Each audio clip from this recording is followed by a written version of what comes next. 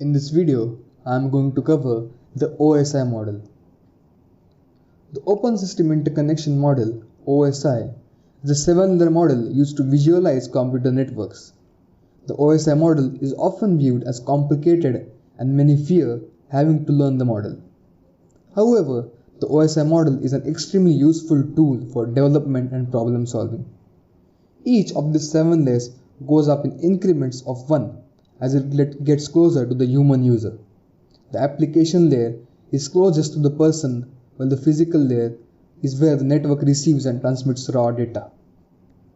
In plain English, the OSI provides a standard for different computer systems to be able to communicate with each other. The seven layers of OSI model are the physical layer, data link layer, network layer, transport layer, session layer, presentation layer, and the application layer. The two layers, session layer and the presentation layer, are extra in the OSI model as with respect to the TCP/IP model. This is how you send a message to a friend. I would like to demonstrate with an example. Firstly, you want to communicate with your neighbor system. You need a physical connection. It is cables, coax, the physical layer. Even though you are connected physically, you need to address yourself. That is MAC, the data link layer. MAC is the physical address for your device. Basically Ethernet, Wi-Fi, etc. Now you have a MAC and a physical connection. All you need is logical address, that is IP, the network layer. Now you have a good setup of network with physical links and addresses. But how do you communicate? All you need is a protocol which transfers data from your system to another. That is the TCP or UDP, the transport layer.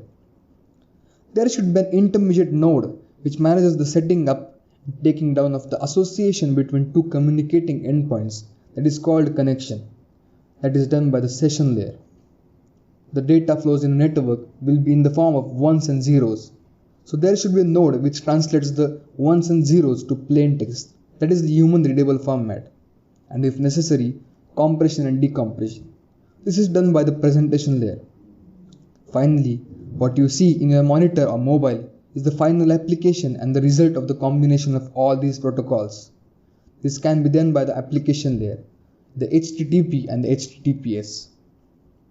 The first three layers are responsibility of the network, and the next four layers are the responsibility of the host. The layers of the OSI model. First comes the physical layer. The physical layer is literally the physical hardware that makes up the network. This layer has several major functions: defining physical specifications, defining protocols, defining transmission mode, that is half duplex and full duplex, defining the network's topology.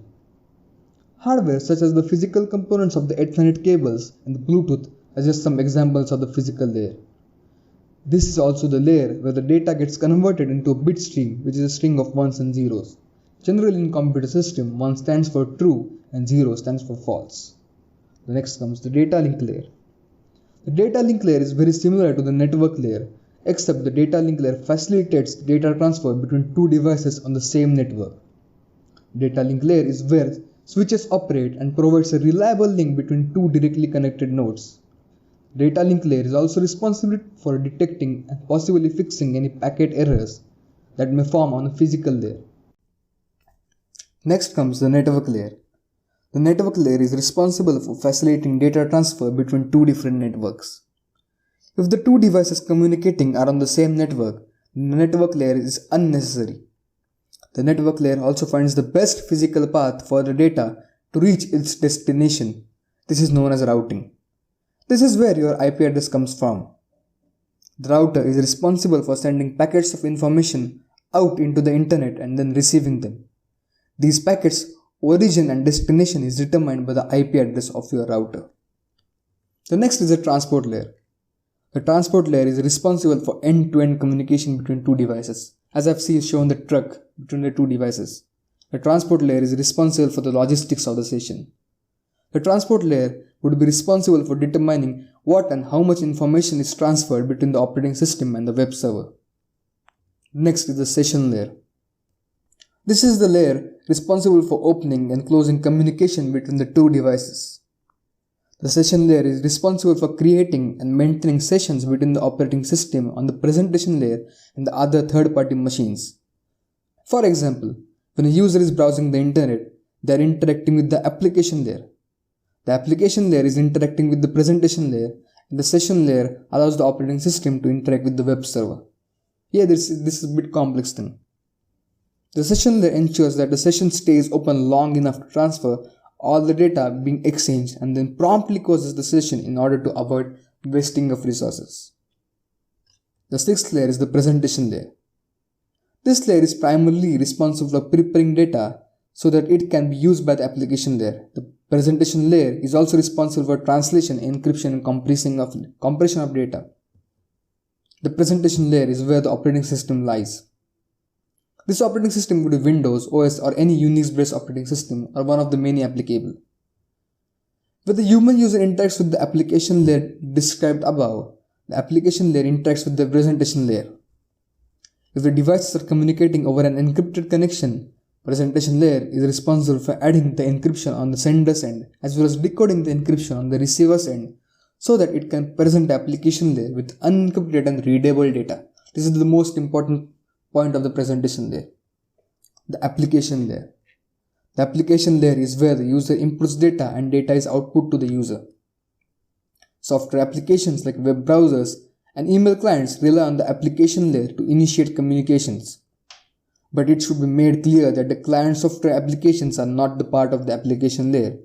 Rather, the application layer is responsible for the protocols and data manipulation that the software relies on to present meaningful data to the user. Client software is a specific application that's installed on your computer that can be used to communicate to some other piece of the software over a network, such as Internet's World Wide Web. Microsoft Outlook on your desktop is a software client, and indeed web browser are software clients. An example of the application layer is an internet browser, an FTP client, or even Microsoft Word. The advantages of OSI model. OSI model breaks down complex world of networking into a single model. OSI model is basically a generic model, and that is including a whole group of things. OSI model is a well-distinguished model, that is, all the layers are well distinguished and separated. Supports connection-oriented and connection-less services, more secure and adaptable. The disadvantages of OSI model. Basically, it is a theoretical model which does not guarantee efficient technology. Inadequate solution for practical network implementation. When OSI appeared, the TCP/IP protocols were already implemented. This is the main disadvantages of the OSI model. The layers cannot work in parallel.